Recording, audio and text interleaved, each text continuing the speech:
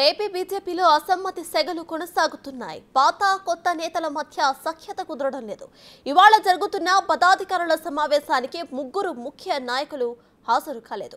ఒకరు పార్టీ రాష్ట్ర మాజీ అధ్యక్షుడు సోమవీర్రాజు కాగా విశాఖ ఎంపీ టికెట్ ఆశించి భంగపడిన జీవీఎల్ మరొకరు. ఇక విష్ణువర్ధన్ రెడ్డి కూడా ఈ సమావేశానికి గైర్హాజరయ్యారు.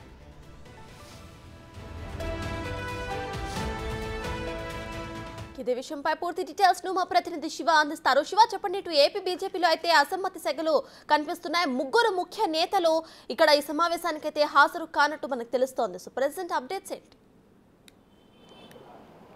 సప్తాస్ మొత్తం మీద చూసుకుంటే ఆంధ్రప్రదేశ్ బీజేపీలో అసమ్మతి సెగలు కక్కిపోతున్న పరిస్థితి కనిపిస్తూ ఉంది.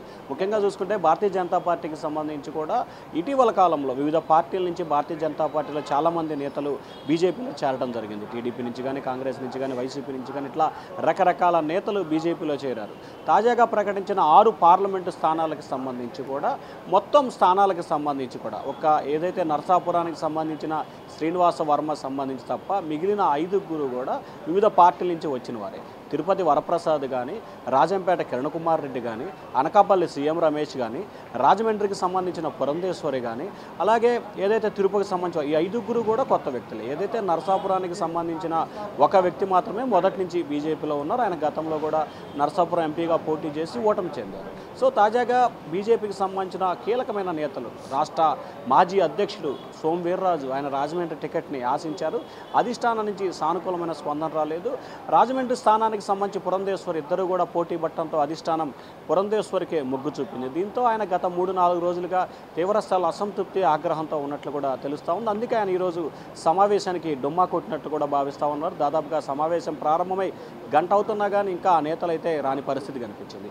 ఇక రాజ్యసభ సభ్యుడు MP GVL Narasimha Rao Visakhapatnam MP టికెట్ని ఆశించారు. అయితే ఆ విశాఖపట్నం ఎంపీకి సంబంధించి గతంలోనే టీడీపీ ఎంపీ అభ్యర్థుల జాబితా ప్రకటించింది. ఆ జాబితాలోనే విశాఖపట్నానికి సంబంధించి భరత్ను ప్రకటిస్తూ టీడీపీ అధిష్టానం జాబితా ప్రకటించింది. పొత్తులో భాగంగా విశాఖపట్నం సీటు తాను ఆశిస్తున్నాను, కానీ తనకు రాలేదు.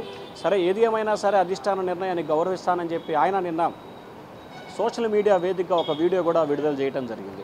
వాస్తవానికి ఆయన విశాఖపట్నానికి సంబంధించి టికెట్ అడుగుతున్నానని చెప్పి గత కొంతకాలంగా ప్రచారం జరిగినప్పటికీ కానీ విశాఖపట్నానికి సంబంధించి బీజేపీకి 6 పార్లమెంటు స్థానాలు కావడంతో ఇక్కడే కుదించుకున్న పరిస్థితి కనిపించింది. ఈ నేపథ్యంలో ఆయన కూడా ఈరోజు సమావేశానికి డుమ్మా కొట్టారు.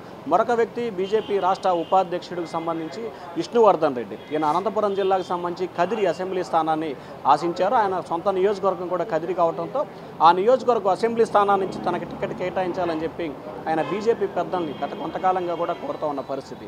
కానీ తాజాగా తెలుగుదేశం పార్టీ ఇచ్చిన 3 జాబితాల్లో కూడా కదిరి అసెంబ్లీ స్థానానికి సంబంధించి అభ్యర్థిని కూడా ప్రకటించారు. సో ఈ నేపథ్యంలో ఈ ముగ్గురు ఏదైతే టికెట్ ఆశిస్తున్నారో రాజమండ్రి బీజేపీకి కేటాయించారు, కానీ అభ్యర్థి పురంధేశ్వరి అయ్యారు.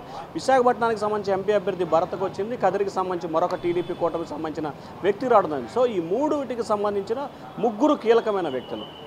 ఒకరు ఉత్తరాంధ్రకి సంబంధించిన ఎంపీ రాజ్యసభ సభ్యుడు కావటం, గత 4 సంవత్సరాల కాలంగా ఆయన విశాఖపట్నం కేంద్రంగానే అభివృద్ధి సంక్షేమ కార్యక్రమాలు, ఎంపీ నిధులు, కేంద్ర నిధులతో విశాఖపట్నానికి అభివృద్ధి చేసే ప్రయత్నం చేశారు.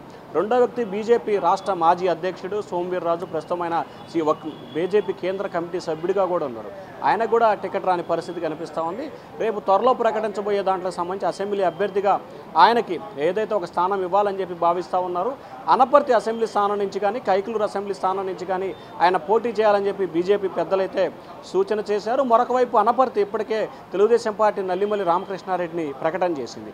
కైకలూరు సంబంధించి కూడా బీజేపీ నేతే మాజీ మంత్రి కామినేని శ్రీనివాస్ ఆశావాహులుగా ఉన్నారు. సో ఈ నేపథ్యంలో మరి ఆయనకి ఎక్కడ టికెట్ కేటాయిస్తారో లేదో కూడా తెలియని అయోమయం, ఉత్కంఠ అయితే కొనసాగుతోంది.